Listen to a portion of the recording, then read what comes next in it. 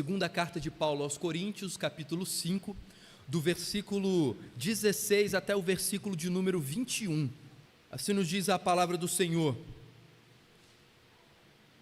Assim que nós, daqui por diante, a ninguém conhecemos segundo a carne. E se antes conhecemos Cristo segundo a carne, já agora não o conhecemos deste modo. E assim, se alguém está em Cristo, é nova criatura.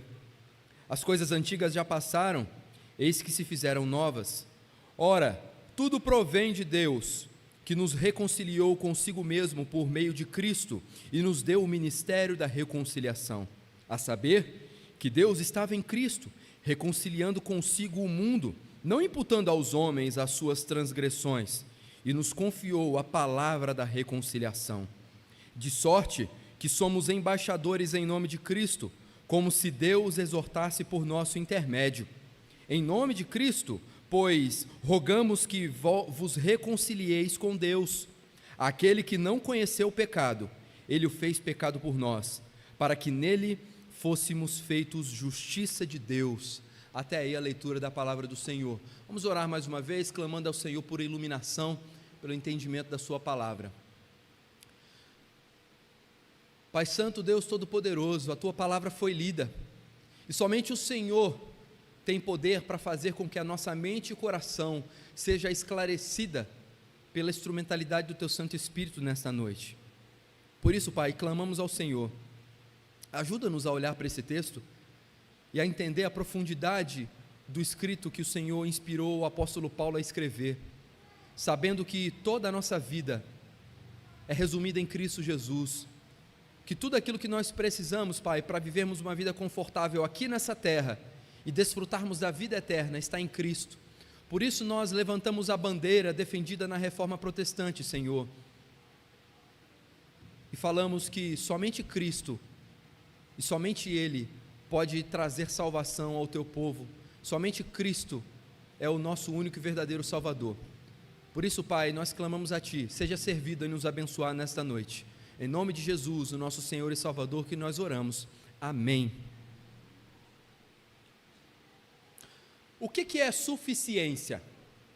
Eu não sei se você é como eu, às vezes eu pesquiso no dicionário alguns conceitos de algumas palavras, porque nós falamos algumas palavras e não sabemos o significado.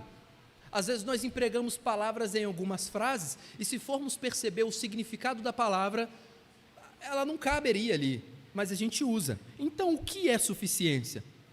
A suficiência, numa explicação assim de um dicionário popular, é a condição de ser suficiente. Não ajudou muito, né? Suficiência é a condição de ser suficiente, ou seja, o que isso quer dizer? Que é a capacidade de entender a necessidade ou requisitos de maneira adequada e completa. Esse termo ele pode ser aplicado em diversos contextos, como a suficiência financeira, a suficiência emocional, uma suficiência intelectual, uma suficiência física. Mas você há de concordar comigo que em todos esses contextos em que a palavra suficiência pode ser aplicada, nenhuma dessas suficiências é perene. A economia pode mudar do dia para a noite. Explode uma bomba nos Estados Unidos e de repente a economia, você que nem talvez investe na bolsa de valores, vai sofrer com a economia. Uma notícia mal dada pelo governo pode fazer com que os preços subam e de repente a sua suficiência econômica vai por água abaixo. Aflições podem chegar na sua vida e mexer com o seu emocional e de repente a suficiência emocional foi embora. A sua saúde, um dia você pode amanhecer com uma certa febre e você acha que é só uma gripe forte, e aquilo vai perseverando e de repente você precisa ir ao médico, e de repente você pode descobrir uma doença grave, e a sua suficiência da saúde, suficiência física foi embora. Suficiência também está ligada à capacidade de identificar qual é o nosso limite, seja você bebendo água, ou seja você numa ida a uma churrascaria de carne. Churrascaria com carne, né? Churrascaria com carne é redundante, mas um restaurante que você paga um valor e você pode comer à vontade. Aí você come desde a picanha até o sushi, camarão, Tem camarão já saindo pelo ouvido, e se você não souber o tanto que o seu estômago diz já é suficiente, você causa sérios problemas, sua noite vai ser terrível, não vai haver nenhum remédio, não vai haver Epocler capaz de sanar o incômodo estomacal que vai te gerar comer mais do que aquilo que é suficiente. Mas ainda assim, nesses contextos, a suficiência também é momentânea, porque você vai num rodízio e você come falando assim, hoje eu vou dar prejuízo no dono do rodízio, e você dá prejuízo, e você come bastante, você sai dali, você não consegue nem tomar um sorvetinho mais, não tem espaço, só que no outro dia de manhã você tem que comer pão, porque aquela comida, ela te satisfaz, mas ela não traz uma suficiência plena. Por isso, a suficiência que eu quero pregar para vocês hoje, ela não é momentânea, e ela não possui variação, seja na intensidade ou seja na qualidade. Eu quero pregar, meus irmãos, para vocês hoje sobre a suficiência de Cristo, a suficiência de Cristo. Em Jesus, nós temos tudo aquilo que é necessário para a nossa salvação. Em Jesus, nós temos tudo aquilo que é necessário para desfrutarmos uma vida de contentamento, mesmo enquanto ainda desfrutamos de uma vida imperfeita, de uma vida com limitações, de uma vida com aflições e limitações. Sendo assim, o tema do sermão de hoje é a suficiência de Cristo. E em primeiro lugar, nós vamos ver no versículo 16 e 17, que a suficiência de Cristo, ela age na regeneração. A suficiência de Cristo na regeneração. Diz assim a primeira parte do versículo: assim que nós, daqui por diante, a ninguém conhecemos segundo a carne. O ponto de Paulo aqui é que com o efeito da morte de Cristo, nós conhecemos as pessoas não mais de um ponto de vista mundano, mas da perspectiva do amor de Deus. A perspectiva do amor de Deus, que agora está em nós, servos do Senhor, muda a nossa realidade, a maneira como nós enxergamos o próximo, a maneira como nós lemos a própria realidade. Dessa forma, o nosso olhar para o próximo, ele é despido das influências do mundo, para um olhar segundo o amor de Deus. É por isso que um cristão não pode ser alguém que, quando alguém bate lá na sua porta, você pode arrumar uma comida para mim? Ainda que você não tenha nenhuma comida para oferecer pronta ali, numa vasilhinha, para que ele possa levar e comer, você precisa ter o coração incomodado ao ponto de você talvez dar um todinho com um biscoito, ou falar, rapaz, você desculpa, mas só o que eu tenho aqui. Um cristão é alguém que precisa se incomodar com a realidade do próximo. Um cristão é aquele que, mesmo passando na sarjeta e vendo alguém jogado, talvez você não vai pegá-lo e levar para sua casa e dar um banho e dar uma roupa nova, mas é alguém que se condói por aquela realidade. Porque se o seu comportamento não tem sido este, para com aqueles que carecem, meus irmãos, alguma coisa há de errado no seu coração. A expressão que Paulo usa aqui, de agora em diante, não se refere tanto ao momento em que Paulo escreveu a carta, ou ao tempo da conversão dele. Ao contrário, essa expressão, agora em diante, aponta para a transformação que ocorreu quando Cristo morreu na cruz. Veja, a partir daquele momento, Paulo e seus seguidores não puderam mais ver o mundo da mesma maneira que eles viam. Eles ganharam, através da fé em Jesus Cristo, um olhar diferente, que não tinham antes. Assim, o ponto de vista a partir do qual Paulo via a vida mudou completamente quando Paulo o chamou na estrada em Damasco. E todos os cristãos devem demonstrar esse novo ponto de vista na própria vida. Você já parou para pensar, o que te difere? Eu sei que talvez aqui eu estou falando para um grupo de pessoas que estão na igreja desde a infância, mas talvez você é assim como eu, que a sua transformação não foi como uma rotatória gigante, foi como um cavalo de pau. Você estava indo para lá e Deus puxou o freio de mão e você voltou para o outro lado. Então, você consegue olhar para a sua vida e verificar as coisas que mudaram por conta do amor de Jesus? Você consegue olhar para as suas ações, para a maneira como você pensa, a maneira como você trata o próximo, e verificar que essa nova maneira, ela está fundamentada no amor de Cristo. Porque se você for ainda o mesmo de antes da conversão, algo está errado. Algo precisa ter mudado dentro de você. Uma vontade que você não consegue explicar de onde veio, uma mudança, uma ojeriza ao pecado, que só a fé pode explicar. Todos os cristãos devem demonstrar um novo ponto de vista para com a vida, quando reconhecem Cristo como seu Senhor e Salvador. Há uma diferença entre conhecer uma pessoa e compreender um fato. Você pode, talvez hoje no fim da noite, falar assim: você viu quem foi que ganhou como prefeito de São Paulo? Foi o que deu a cadeirada, foi o que recebeu a cadeirada, foi o A ou B, a gente não sabe quem vai ser, mas talvez as pesquisas já estão anunciando, e você reconhece um fato, mas você não reconhece quem é aquela pessoa. O verbo conhecer, aí na primeira parte do versículo 16, significa conhecer intimamente. Conhecer intimamente é ter um relacionamento íntimo com alguém, isso significa o conhecer que Paulo coloca aqui. Paulo está dizendo que quando interagimos de perto com outras pessoas, fazemos isso como seguidores de Cristo. Analise agora as suas relações com o próximo, com seu familiar, com seus colegas de trabalho, com seus funcionários, com seus amigos da escola. Em que essa relação difere sendo você um cristão? Eu digo isso, irmãos, porque muitos crentes, quando estão no meio de ímpios, se comportam como ímpios. Tem medo ou tem vergonha de não rir de uma piada infame, tem medo ou tem vergonha de não entrar em tal assunto. Olha, sobre esse assunto eu não falo, acho que esse assunto está indo para um caminho diferente, porque querem ser aceitos por um grupo, mas para ser aceitos por um grupo que não amam a Deus, acabam renegando o próprio Salvador. Muitas pessoas, quando estão crentes, quando vão para os churrascos de família, ou quando os aniversários dos amigos, agem como se ímpios fossem.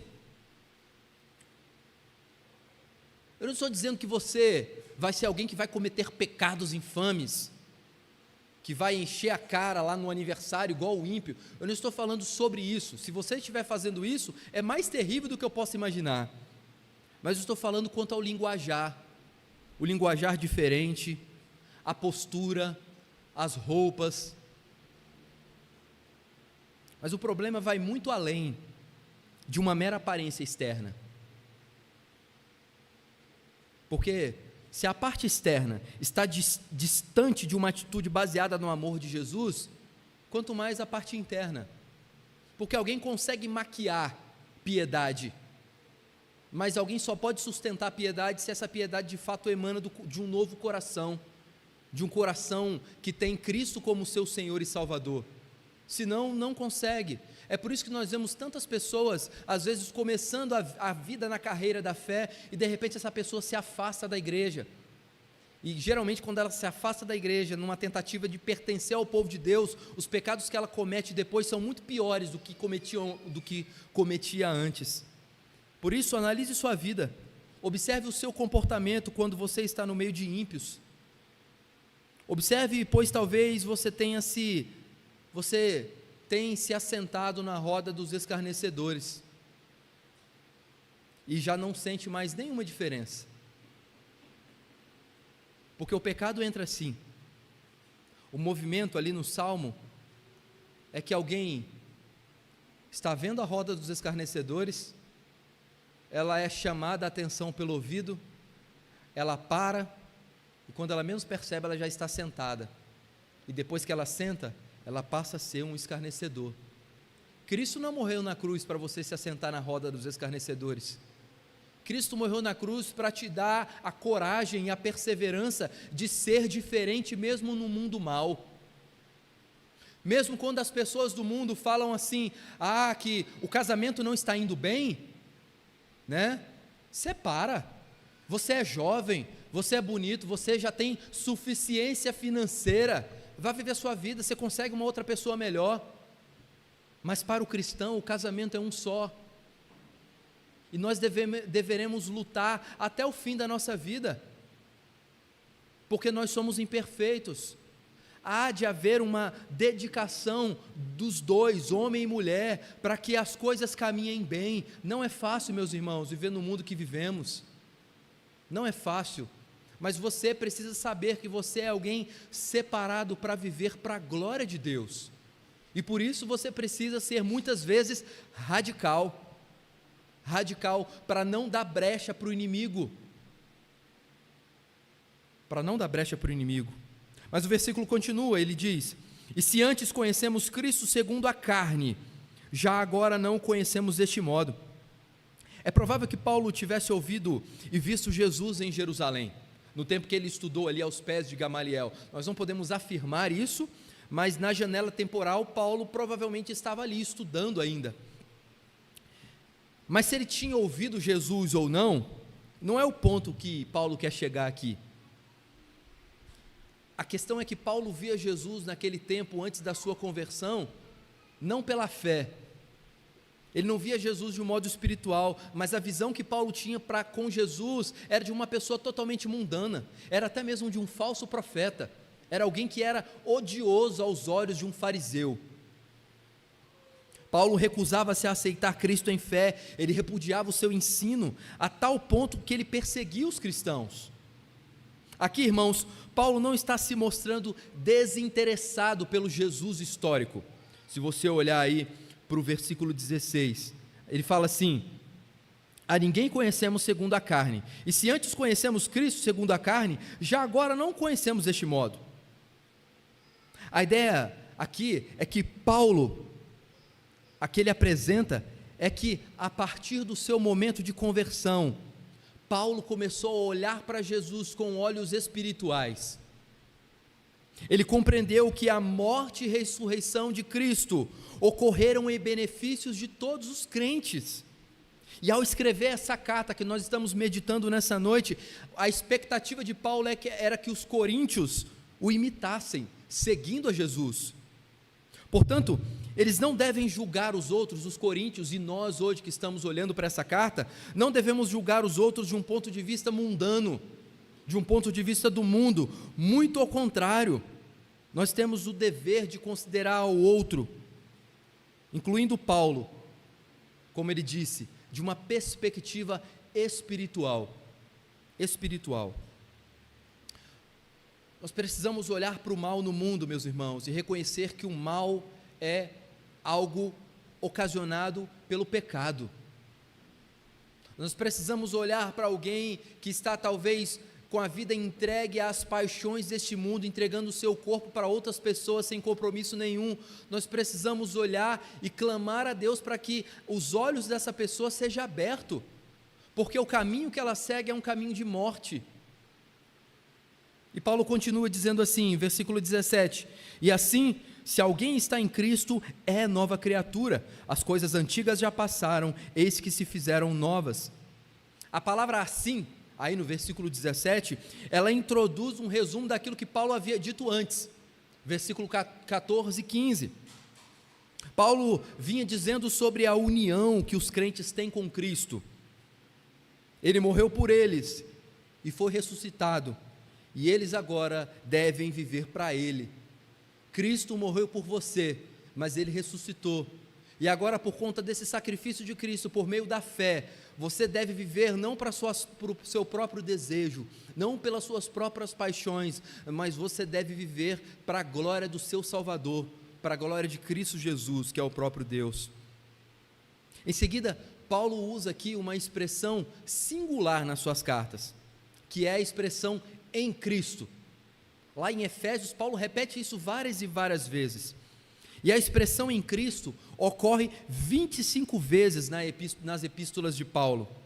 E ela significa uma intimidade, uma comunhão íntima que os crentes gozam com o seu Salvador. Não somente uma intimidade, mas que você agora não é um galho solto, você agora foi enxertado na videira. Em você está o Espírito Santo, Então, nós só damos frutos porque fazemos parte, nós fomos enxertados na videira. Agora nós estamos em Cristo.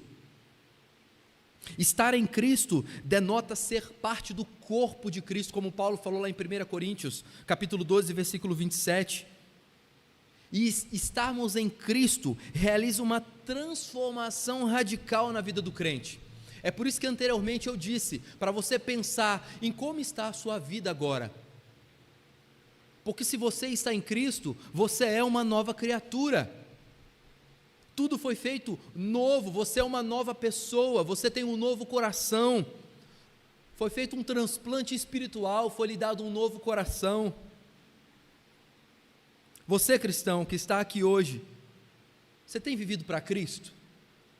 Seja você adulto, seja você criança, seja você adolescente ou jovem, você tem vivido para Cristo? Quando as pessoas se tornam parte do corpo de Cristo na conversão, a vida delas sofre uma inversão completa. Agora, aquele que está em Cristo detesta o que talvez amava antes, o pecado. Os amigos, por vezes, vão lhe ser hostis, e não tem problema nenhum com isso. Você, inclusive, tem que se gloriar se isso acontecer. Se a perseguição que você sofrer, se o escárnio que você sofrer for por causa do nome de Cristo. Não porque você é um crente chato, que fica lá, tem que parar com isso, hein? Você vai para o inferno, hein? Não é dessa maneira que nós falamos do amor de Deus. Mas se você está testemunhando o seu Salvador, a transformação que Cristo proveu na sua vida, e o seu amigo não quer mais andar com você, seu amigo não quer mais conversar com você, amém. Isso tem que alegrar o seu coração, porque é sinal que você está vivendo para a glória de Deus.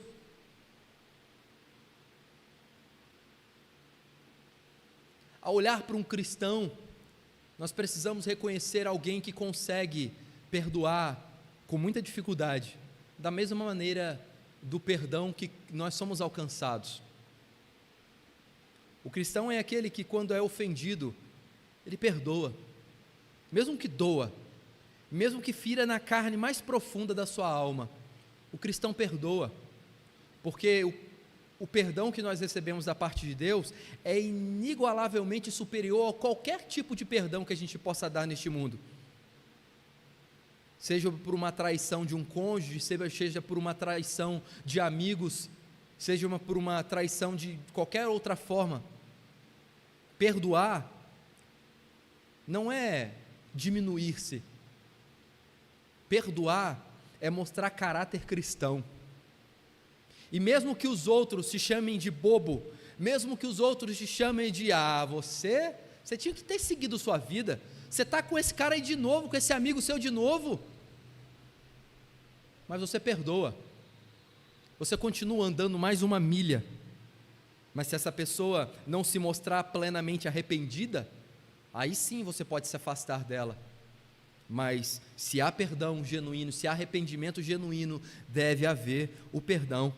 Isso só acontece sendo você uma nova criatura. Veja, ser uma nova criatura não se trata de mudança meramente externa, porque o fundamento da mudança externa, para ser verdadeiro, ele precisa ser comprovado por uma mudança interior. Se Cristo não habita no coração, tem uma música antiga, não é nem do meu tempo, do autor chamado Sérgio Pimenta, ele cantou no Vencedores por Cristo, e ele baseia essa música no texto de Tiago. Ele fala assim: não pode da mesma fonte jorrar o doce e o amargo, se Cristo de fato habita no coração. O amargo que jorra às vezes do seu coração deve ser um deslize dessa fonte que é o seu coração. Deve jorrar sempre água doce, que provém do próprio Senhor. Você já não é mais quem você era. Você agora, numa nova criatura em Cristo, você é de fato uma nova criatura. A ideia até mesmo da palavra criatura aqui é uma nova criação. Você é uma nova criação. Você fala, mas como assim, pastor? Eu continuei tendo a mesma cara. Eu fui convertido, mas a afeição continua fraquinha. Eu me converti, mas eu não me tornei mais bonito. mas a beleza não é a beleza exterior, a beleza é a beleza interior. E uma vez que a beleza interior é verdadeira e é obra do Espírito Santo na vida, a pessoa começa a ser mais bonita externamente.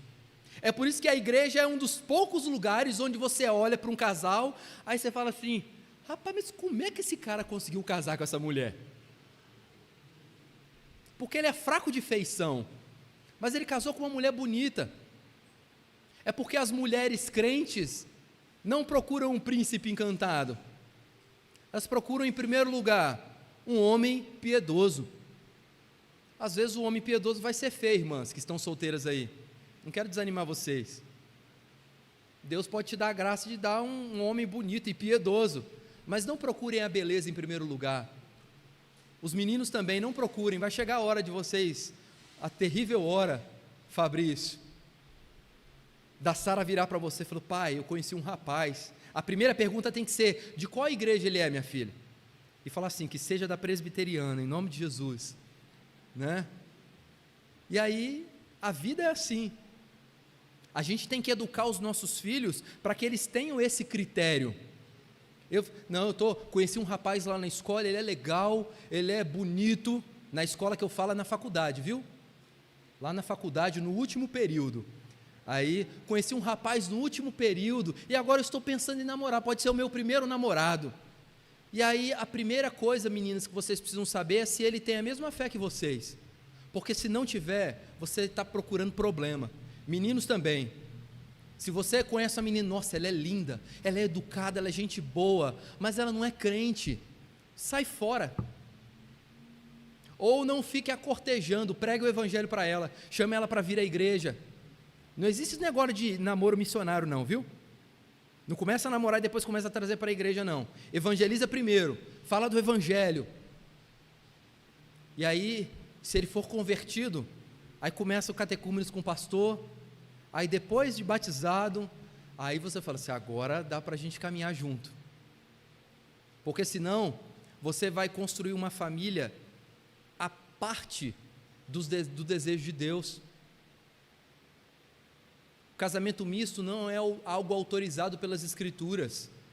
O cristão casa com cristão, casa com alguém que ama o mesmo Deus, porque como é que você, menina, vai esperar que o seu marido dê a vida por você, se ele lê Efésios e fala assim: isso aqui não é para mim não, eu não acredito nisso? Como é que você, jovem, vai esperar que a sua esposa ame você como a igreja precisa amar a Cristo, se ela não for convertida? Por isso, case-se no Senhor. Ore, espere o tempo que for necessário, mas case-se no Senhor. Para os convertidos, a fé cristã, as velhas coisas não atraem mais, porque as novas coisas ocupam o lugar por meio de Cristo. Ser regenerado por Cristo é ter um novo coração, é ter uma nova vida. E tão grande é a mudança que a graça de Deus faz na alma, que, como Paulo diz, as coisas antigas já passaram, velhos pensamentos, velhos princípios e velhas práticas se passaram, e todas essas coisas devem se tornar novas. Mas ainda assim, existe a influência do pecado, e mesmo a gente sendo novas criaturas, às vezes nós derrapamos, e derrapamos feio, mas a graça de Deus é tão poderosa, que Deus nos levanta e nos coloca de pé de novo, e trata o nosso coração, e nos coloca no trilho rumo a Canaã celestial, porque aquele que uma vez está em Cristo, ele jamais se apartará de Cristo, porque uma vez salvo, salvo para sempre em Cristo Jesus. O homem regenerado age a partir de novos princípios, por novas regras, com novos fins e em nova companhia. Então, a graça de Deus age na regeneração, mas em segundo lugar, a graça de Deus, ela também age na reconciliação. É o que nós podemos ver no versículo 18 e 19. Paulo diz: ora, tudo provém de Deus. Ninguém nessa vida, meus irmãos, pode dizer que a renovação tem uma origem no ser humano, porque Paulo ensina aqui para nós cristalinamente que Deus é o originador, Ele é a fonte dessa renovação. Deus criou todas as coisas por Cristo Jesus, e recriou todas as coisas para seus filhos. Os filhos de Deus estão em Cristo, porque Deus é a causa da participação sua como corpo de Cristo. Veja o que Paulo diz no capítulo 1, versículo 30.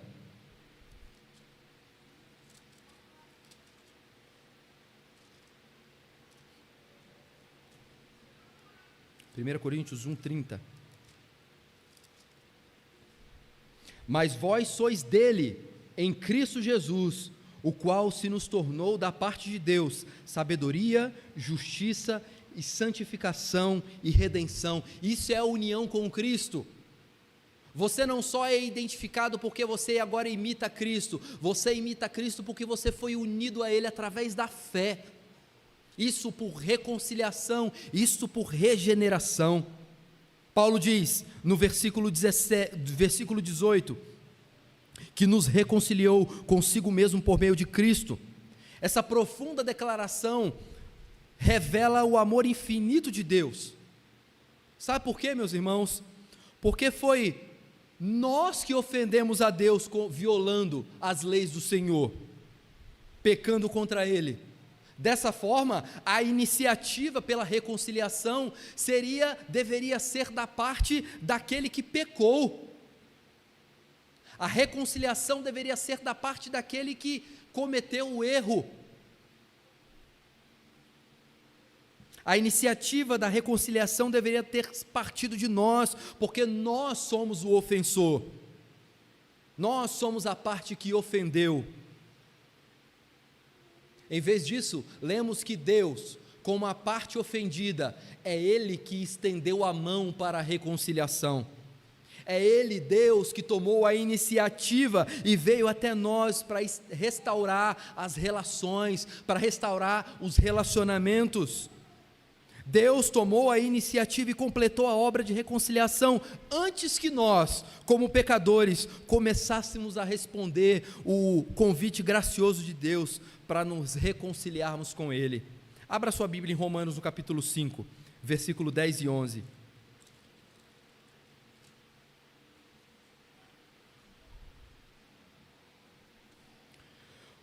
Porque se nós, quando inimigos, fomos reconciliados com Deus mediante a morte de seu Filho, muito mais, estando já reconciliados, seremos salvos pela sua vida. E não apenas isto, mas também nos gloriamos em Deus por nosso Senhor Jesus Cristo, por intermédio de quem recebemos agora a reconciliação.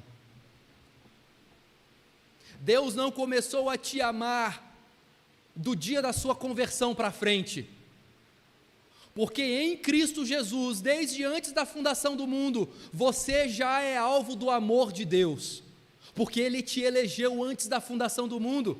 A questão é que no tempo da conversão, é quando esse amor chega até você, é quando esse crédito da justiça de Deus passa a ser depositado na sua conta bancária celestial, e você agora é considerado alguém justo, você agora entende que você é amado por Deus. Mas você só pode ser amado por Deus porque Deus te amou primeiro. O Novo Testamento ensina que Deus nos restaura a si, colocando-nos em relacionamentos certos com Ele. Deus é o autor da ação. Nós somos o objeto que recebemos a ação. Ou seja, nós estávamos inertes, mesmo sendo os ofensores. E Deus, sendo ofendido, veio até nós com graça, com amor, com perdão, e nos reconciliou por meio de Cristo. Meus irmãos, nenhum de nós aqui merecíamos esse amor, nenhum de nós aqui merecíamos esse perdão, e ainda assim, Deus nos perdoou, Deus nos amou. Mas Deus não causou alienação entre Ele mesmo e nós. Deus não precisava nos reconciliar consigo mesmo. Mas em amor, Deus nos reconciliou por meio da obra expiatória de Cristo Jesus. E por essa razão Paulo diz que Deus opera a restauração por meio de Cristo. Isso é, por meio da obra redentora de Cristo. A expressão por meio de Cristo, se refere à morte e ressurreição, né? A expressão no versículo 14 e 15. que realiza uma nova criação, que a gente viu no versículo 17, e agora nós somos reconciliados. A realidade da nossa salvação não se fundamenta na intensidade dos nossos esforços, ou nos esforços de um povo. A salvação só se cumpre por meio de Jesus Cristo. Ele, somente Ele, é o caminho, a verdade e a vida. Não é a qualidade ou a intensidade do nosso arrependimento, nem a qualidade da nossa obediência que determina a nossa salvação. Quem determina a nossa salvação é Cristo. Por isso, creia em Jesus. Se você ainda não entregou a sua vida, entregue a sua vida a Ele, viva para Ele, porque não há outro caminho para se obter a vida eterna à parte de Jesus. Ele é o único caminho. Isso deve trazer para nós, meus irmãos, um descanso tremendo, porque não é a sua perfeição que vai garantir para você um lugar no céu. Não é a sua intensidade na obediência ou no arrependimento, que a palavra de Deus nos diz que nem mesmo a morte pode nos afastar do amor de Deus. Nada pode nos afastar do amor de Deus, e Paulo não fala essa palavra ali, mas até mesmo, nem mesmo o pecado pode nos afastar do amor de Deus, porque aqueles que cometem pecados, por mais terríveis que sejam o pecado, por mais tempo que passem na vida de pecado, se eles são de fato eleitos do Senhor, o Senhor há de atuar no coração, porque eles lhe pertencem ao Senhor, eles não pertencem mais ao mal, ao pecado. É por isso que por mais profundo e feio que seja algum pecado que você venha cometer na vida, se arrependa, porque Deus é fiel para perdoar qualquer pecado. E aí você fala assim, mas pastor, tem aquele pecado lá da blasfêmia contra o Espírito Santo, que fala que se quem cometê-lo não vai perder a salvação, não é salvo, aliás. Então você pode descansar, porque se você for um eleito, você nunca vai cometer um pecado contra, uma blasfêmia contra o Espírito Santo, que Deus não vai permitir. Por isso, meus irmãos, não há pecado neste mundo que seja tão forte, que suplante o amor de Cristo. O amor de Cristo pode sobrepujar qualquer pecado, o amor de Cristo pode transformar qualquer realidade. É por isso que nós devemos amar a Cristo, é por isso que Cristo deve ser a nossa total suficiência, é por isso que para a nossa salvação nós temos que levantar a mesma bandeira que os reformadores levantaram e dizermos: somente Cristo é o meu Salvador, somente Cristo é o caminho, a verdade e a vida. Mas Paulo continua. Ele diz: e nos deu o ministério da reconciliação, a saber que Deus estava em Cristo reconciliando consigo o mundo, não imputando aos homens as suas transgressões, e nos confiou a palavra da reconciliação. A explanação que Paulo faz aqui esclarece a intenção de Deus em realizar uma reconciliação que abarca o globo inteiro. Isso é, com base no ministério redentor de Jesus Cristo. O versículo 18, que é o que nós estamos lendo, o 19 diz: a saber, que acabamos de ler agora, Deus estava em Cristo reconciliando consigo o mundo. O mundo. A base para o ministério da redenção é o sacrifício de Cristo. Deus reconciliou consigo o mundo, Ele perdoou o pecado, Ele confiou a pregação do Evangelho aos seus servos. A expressão em Cristo faz referência à morte e à ressurreição de Jesus. E é por causa da obra expiatória de Jesus que Deus continua a reconciliar pessoas. É por isso que a palavra no versículo 19, se você olhar aí comigo, a saber que Deus estava em Cristo reconciliando. Veja, não diz que em Cristo Deus reconciliou, em Cristo Deus está reconciliando. Por quê? Porque a cada dia Deus usa instrumentos quebrados como nós para anunciar a palavra do Evangelho, e se for a vontade do Senhor, ímpios são transformados por meio da pregação do Evangelho. Mas não pense aqui, meus irmãos, no texto que fala a palavra mundo, e eu não posso passar por esse texto sem explicar isso. A palavra mundo não descreve todas as pessoas. Por quê? Porque nós não cremos que todas as pessoas do mundo serão salvas. A Bíblia não ensina isso.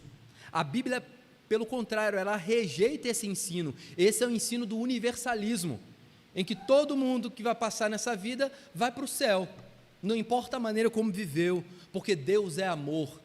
Será que é isso mesmo? Mas o que é o universalismo? É uma teoria de que todos serão salvos. Mas pastor, o versículo 19 não acabou de dizer que Deus reconciliou consigo o mundo em Cristo Jesus? Primeiro, e aqui a gente tem que fazer um apontamento gramatical, na sua versão, a palavra contém um artigo, né? Olha lá comigo de novo. A saber que Deus estava em Cristo reconciliando consigo o mundo. No texto grego não tem artigo. É como se Paulo escrevesse assim, ó, Deus estava reconciliando consigo mundo. O grego falta às vezes essas nuances, mas o que Paulo está dizendo aqui é que não é o mundo na sua totalidade, é o mundo na sua abrangência. É judeu, é grego, é bárbaro, é cita, todos vão ser alvos de salvação através da pregação da verdade. Mas em segundo lugar, Paulo está dizendo que ao se referir ao mundo, que é o amor de Deus em Cristo, se estende a povos diferentes. Essa é a ideia do mundo. Aqui a ideia de mundo é a mesma de João 3,16. Porque Deus amou o mundo. Deus não amou o mundo inteiro, no sentido pleno do que o mundo pode representar. Deus amou um mundo específico, é o mundo dos eleitos. São os eleitos, o grupo dos eleitos. Em terceiro lugar, é um exercício apologético e lógico para nós. Pense, se Jesus tivesse morrido por todos, vamos ter brevemente uma ideia universalista aqui. Jesus morreu por todos. Como que eu posso confiar no sangue de um Salvador que entrega a sua própria vida na cruz, ele morre por todos, mas no inferno vai ter gente que Jesus morreu por ele? Que poder é esse? Que Salvador é esse? Que não garante a salvação dos seus servos? Logo, meus irmãos, Cristo morreu por um número exato e específico de pessoas que nós não sabemos quantos são. Não são 144 mil, mas são os eleitos. E louvado seja Deus, porque em Cristo Jesus você faz parte dele. Cristo morreu na cruz. Logo nós podemos crer que todos aqueles por quem Cristo morreu na cruz vão ser salvos. É por isso que você precisa continuar a pregar o Evangelho, porque Deus escolheu a loucura da pregação para que regeneração e reconciliação possa existir. E olha que privilégio você poder olhar para a sua igreja e falar assim, não com orgulho de si mesmo, mas com gratidão no coração de falar assim, Deus me usou para trazer fulano de tal para a igreja. Eu preguei o Evangelho para ele e foi Deus que agiu e transformou o coração dele, e hoje ele divide as fileiras da igreja comigo aqui. Isso é uma maravilha. E isso nos leva ao terceiro e último ponto, que é a suficiência de Cristo na representação. Versículo 20 e 21. Nós somos responsáveis perante Deus por nossos pecados. Contudo, por meio de Cristo, Ele nos perdoou.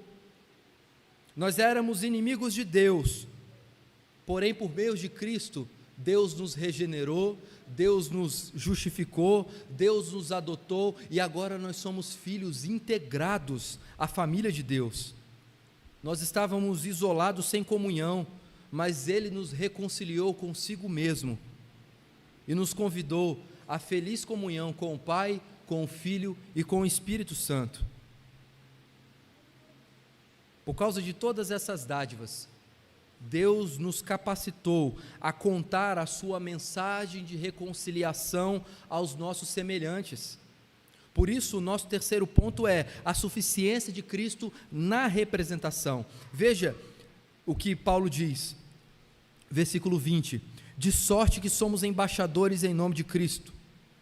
Paulo está agora aqui propondo uma conclusão para aquilo que ele havia dito no versículo 18 e 19. À vista do que Deus, por meio de Cristo, já fez pelos pecadores, Paulo agora assume, como representante divino, a responsabilidade de pregar e de ensinar a boa nova de reconciliação. Propositadamente, Paulo escolheu a palavra embaixadores. E essa palavra dá a entender que é a ideia de uma pessoa mais experiente que foi nomeada como porta-voz de uma mensagem. É o embaixador, representando assim um rei, um governador, uma figura política. Mas quando Paulo emprega essa palavra aqui no texto, ele está dizendo que nós não somos os donos da mensagem, nós somos portadores da mensagem. Quem é o dono da mensagem que nós anunciamos é o próprio Deus. Então, quando nós anunciamos a palavra de Deus, nós estamos sendo embaixadores do Senhor, nós estamos ali como representantes do ministério da reconciliação. Logo, o embaixador deve ter muito cuidado ao se expressar para não contrariar aquele que ele representa.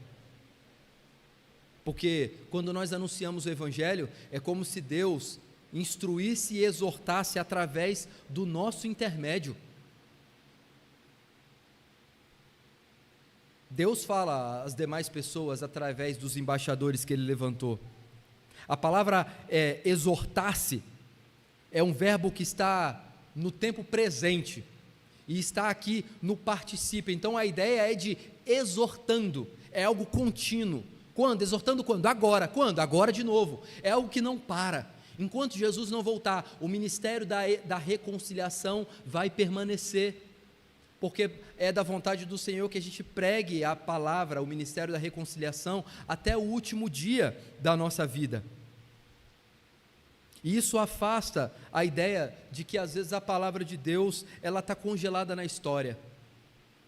A palavra de Deus, ela é viva, ela é ativa, e diz o escritor dos Hebreus, e que ela é mais cortante do que a espada de dois gumes. Deus está comunicando ao povo a mensagem da reconciliação. Deus está insistindo, através dos seus servos, para que o arrependimento possa chegar aos eleitos. É por isso que você nunca pode descansar em uma vez só. Quantas vezes você precisou ser exortado, mediante a palavra de Deus, para que o dia da conversão chegasse? Ou será que você ouviu o Evangelho por uma única vez e você já foi convertido? Pode acontecer com pessoas assim, mas via de regra, a mensagem vai como uma gota, batendo incessantemente, até que um dia, no dia do poder de Deus, o Evangelho faz sentido, e Deus usa o seu poder para entendimento, para trazer entendimento, e há então reconciliação. E Paulo diz ainda, no versículo 20, em nome de Cristo, pois, rogamo-lhes que vos reconcilieis com Deus. Paulo parece dizer que, embora ele e seus companheiros sejam porta-vozes fiéis, é o próprio Deus que está reconciliando, é o próprio Deus que está rogando às pessoas para que obedeçam a sua voz. Com base na obra redentora de Cristo, Deus suplica a todas as pessoas em toda parte, para que escutem e respondam obedientemente à palavra da reconciliação. Essa é a mensagem da reconciliação. Paulo diz: reconcilieis com Deus. Esse é um chamado ao arrependimento. Esse é um chamado ao arrependimento. Pregamos anunciando Cristo como o nosso único Salvador. Mas para o pecador receber a Cristo, Deus precisa abrir o entendimento. Você pode colocar o melhor pregador do mundo para pregar, não é ele que vai abrir a mente de alguém, é o próprio Deus. Veja que novamente, o verbo reconciliar aparece aí no versículo 20, olha para a sua Bíblia. Lá no finalzinho, né? Versículo 20, pois rogamos que vos reconcilieis com Deus. Mas diferentemente do versículo 18, onde o mesmo verbo aparece, lá no versículo 18, o verbo está na voz ativa. O que isso quer dizer? Que quem reconcilia é Deus. É Deus.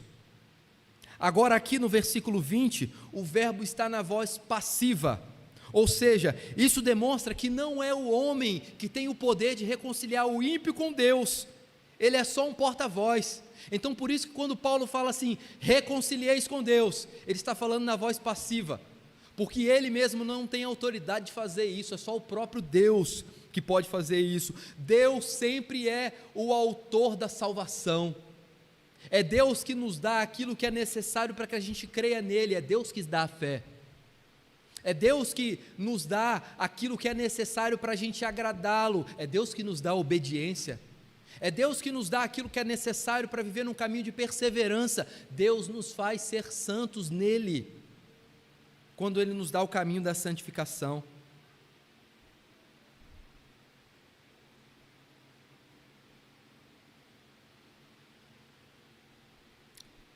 Meus irmãos, esse versículo 21, se você não tem marcado, é hora de você marcar, versículo 21 na sua Bíblia, juntamente com João 3,16, se tudo da Bíblia fosse apagado e perdido, igual lá o livro de Eli, lembra o filme, o livro de Eli? Se perdesse a Bíblia, se sobrasse João 3,16, ou 2 Timóteo 5,21, aqui está a mensagem do Evangelho. Veja, aquele que não conheceu o pecado, ele o fez pecado por nós, para que nele fôssemos feitos justiça de Deus. Isso é o suprassumo do Evangelho, isso resume a boa obra, a boa nova aos pecadores, isso revela o sentido da palavra reconciliação. Paulo até agora tinha falado, Paulo não tinha sido específico do que para ele significa reconciliação, mas agora ele apresenta o que para ele de fato significa a palavra reconciliação. Paulo havia deixado em aberto quanto ao motivo de Deus estar disposto a vencer sua ira para com o pecado e estender-se a nós em amor e graça. Agora Paulo explica o que Deus fez com o seu Filho. Ele enviou o seu Filho para que Cristo pudesse pagar a pena de morte pelos nossos pecados, para que nós pudéssemos ser livrados e declarados justos aos olhos dele. Você não é justo pelo tanto que você se arrepende, você não é justo pelo tanto que você lê a Bíblia, ora ou se dedica a uma vida de piedade. Você é justo porque Deus olha para você, e quando Ele olha para você, Ele não vê você na sua totalidade, Ele vê Cristo, porque você está unido a Cristo. Deus faz aquele que não conheceu pecado algum ser pecado por nós. Você consegue imaginar a profundidade disso, meu irmão? Paulo apresenta Cristo como aquele que não conheceu pecado. Cristo era perfeito, ele nunca cometeu nenhum pecado, nem mesmo em pensamento. Sabe quando um pai manda um filho, está quase na hora do lixo, e aí o filho está ali brincando com alguma coisa, e fala, está na hora, pega o lixo e joga lá fora. Aí o filho às vezes levanta obedientemente, larga o controle, vai jogar o lixo fora. Aí o pai às vezes olha e fala, olha, ele me obedeceu obedientemente, mas você não sabe o que ele pensou, você não sabe o coração rancoroso que ele foi jogar o lixo fora. Nem mesmo isso Jesus cometeu. Talvez quando Maria virava e falava assim, Jesus, joga esse lixo lá fora, Jesus nunca pensou mal, Jesus nunca olhou para alguém e fez um falso julgamento daquela pessoa. Jesus foi perfeito. Meus irmãos, nós nem conseguimos imaginar o que é esse estágio de perfeição, o que é alguém não cometer pecado ao longo da vida inteira, nunca agir mal, nunca pensar mal, nunca falar mal, nunca ser motivado pelo pecado. E citando Isaías 53, versículo 9, o apóstolo Pedro, lá em 1 Pedro 2, 22, ele escreve, ele não cometeu pecado algum, nem engano algum foi encontrado em sua boca. E João confessa a Jesus dizendo, se manifestou para tirar os nossos pecados, e nele não existe pecado. 1 João 3,5. Embora fosse tentado por Satanás, Jesus não se tornou um pecador. Quando imputando-lhe nosso pecado, Deus o fez pecado. Deus o via como portador do pecado naquele momento da cruz, não como pecador, mas como portador do pecado. É verdade que foi como o Cordeiro de Deus que Cristo removeu o pecado do mundo pela sua morte sacrificial na cruz do Calvário.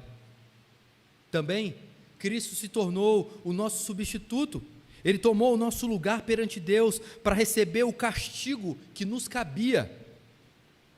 Firme diante de Deus, Jesus suportou o maior peso de pecado que já houve, porque você, quando se arrepende, suporta só o peso do seu pecado. Cristo suportou o pecado de todos os eleitos que passaram ou passarão sobre a face da terra. Pecados que foram cometidos ou que ainda serão cometidos, Cristo recebeu o peso desse pecado no seu coração, sobre si, na sua própria carne. Mas Jesus levou sobre si os nossos pecados, e sobre a expiação nos fez beneficiários da justiça de Deus. A boa nova da morte de Cristo é que o nosso pecado, que nos separava de Deus, já foi removido. Ele nos aceita como se nós nunca tivéssemos pecado contra Ele. Por causa da morte de Cristo, Deus nos declara justos e inocentes. Ele nos absolve, mas quem paga a pena é Cristo. Ele retira todas as acusações sobre nós, mas acusações são lançadas sobre Cristo. E Ele nos concede o presente da justiça, porque Cristo conquistou na cruz essa justiça para nós. E eu quero concluir, meus irmãos, lendo para vocês a pergunta de número 60 do Catecismo de Heidelberg, escrito por Zacarias Ursinos. Eu acho esse um dos textos mais belos de todas as confissões de todos os tempos. Diz assim: mesmo que minha consciência me acuse de ter pecado gravemente contra todos os mandamentos de Deus, e de não ter guardado nenhum deles, e de ser ainda inclinado a todo mal, todavia Deus me dá, sem nenhum mérito meu, por pura graça e perfeita satisfação, a justiça e a santidade de Cristo. Deus me trata como se nunca tivesse cometido pecado algum, ou jamais tivesse sido pecador, e como se pessoalmente eu tivesse cumprido toda a obediência que Cristo cumpriu por mim. Esse benefício é somente meu, se eu o aceitar por fé, de todo o coração. Você já aceitou por fé de todo o coração a Cristo Jesus, seu Salvador? Você pode afirmar hoje que é somente por Cristo que você obtém o presente da salvação? Então você pode dizer que Cristo é todo suficiente para você. Em Cristo Jesus nós temos a suficiência, nele nós temos a regeneração. Em Cristo Jesus temos a suficiência, nele temos a reconciliação. Em Cristo Jesus, depois de sermos regenerados e reconciliados, nós agora nos tornamos representantes das boas novas. Por isso, ao sermos servos de Cristo e somos servos de Cristo, você não foi regenerado para esquentar banco de igreja. Você não foi regenerado para que a única atividade religiosa sua seja o domingo pela manhã ou domingo à noite, ou às quartas-feiras. Você foi regenerado para agora anunciar esse mesmo evangelho que te encontrou. Essa mesma graça que te achou é aquela que você anuncia. Por isso que nele nós somos justificados, nele nós somos adotados, nele nós somos justificados, e nele nós podemos descansar de que um dia seremos todos glorificados. Louvado seja Deus por Cristo Jesus, o nosso Salvador. Amém.